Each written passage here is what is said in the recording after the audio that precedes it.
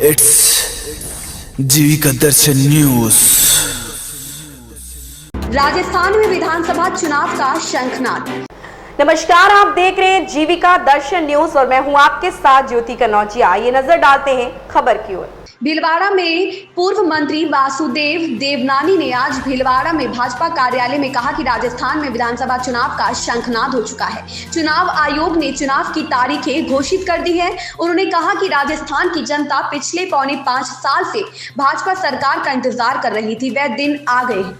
पिछले सरकार के शासन से जनता पूर्णतया भ्रष्टाचार, अत्याचार, पानी, बिजली व महिलाओं पर अत्याचार और लाखों बच्चों के जीवन के साथ जो खिलवाड़ हुआ है, जिनके पेपर लीक होने से उनकी जिंदगी ठप सी गई है।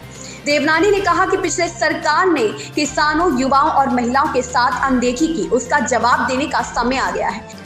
हर जगह शासन फेल हुआ है। मुख्यमंत्री गहलोत केवल अपनी सत्ता बचाए रखने के लिए जिस तरह से केवल घोषणाएं करते रहे, रातों रात कई बोर्ड बन गए, कई संस्थाओं को जमीनें दे दी, कई जिले बना दिए हैं। देवनानी ने कहा कि राजस्थान की जनता इस सरकार से उबकर छुटकारा पाना चाहती है और राजस्थान में भी जनता डबल इंजन की सरकार बनाना चाह रही है।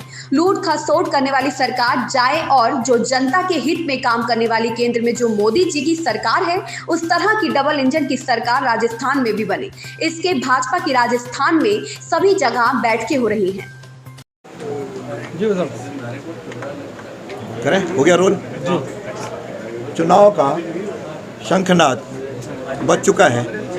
चुनाव आयोग ने तारीखें घोषित कर दी हैं। राजस्थान की जनता जो पिछले 4.5 साल से जिस दिन का इंतज़ार कर रही थी, वह दिन नज़दीक आ गया, क्योंकि पिछले शासन में जिस प्रकार से जनता पूर्णतया भ्रष्टाचार और महिलाओं पे अत्याचार, पानी, बिजली और साथ में महिलाओं पे अत्याचार और लाखों बच्चों के साथ जो जीवन के साथ खिलवाड़ हुआ है, इसके पेपर लीक के प्रकरणों से, यानी इन्होंने युवाओं को ठगा, इन्होंने किसानों को ठगा, इन्होंने महिलाओं के साथ अनदेखी की और साथ में जो जंगल राज चला, उसकी तारीख नज़दीक आ गई है।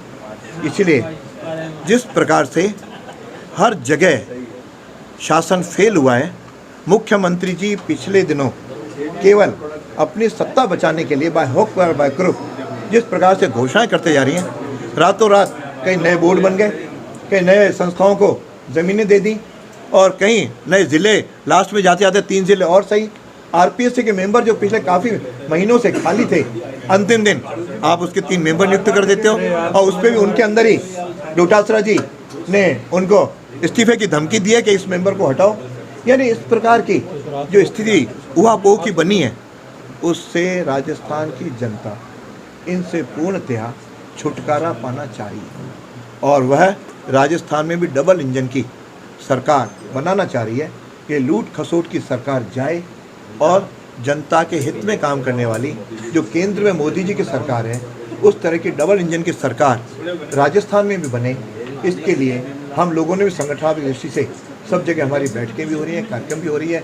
हमने पहले जन आक्रोश रैली भी निकाली, सभाएं भी की और आज जन को अपने साथ लेते हुए सब एक मुखी होकर के भाजपा की राजस्थान में 2/3 बहुमत से अधिक हम सरकार लाएंगे और उसके लिए आपका सुझाव, हमारा संकल्प, हम सब लोगों से सुझाव ले रहे हैं। आइए उस सुझाव में आप लोगों के भी सुझाव, आम जन के भी सुझाव हों, उनके आमंत्रित हैं, तो उसके आधार पर संकल्प पत्र बना करके हम आगामी जो 5 साल की सरकार में क्या क्या करेंगे उसको भी हम तैयार कर सकें, क्यों हमारा जनता के प्रति कमिटमेंट है, हम सब मिलकर के करेंगे।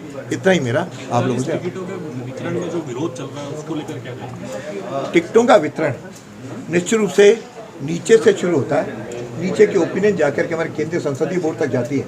उन्होंने निर्णय किया है, क्योंकि लोकतंत्र में है, मैं समझता हूँ जब लोकतंत्र में संगठन बहुत बड़ा बनता, विशाल बनता है, तो उसमें आकांक्षी लोग भी, योग्य लोग भी अधिक से अधिक होते जाते हैं। हर योग्य व्यक्ति सोचता है कि मुझे वो योग्य भी है, लेकिन टिकट चूँकि एक को देना होता है, इसलिए केंद्रीय संसदीय बोर्ड ने एक का टिकट फाइनल किया।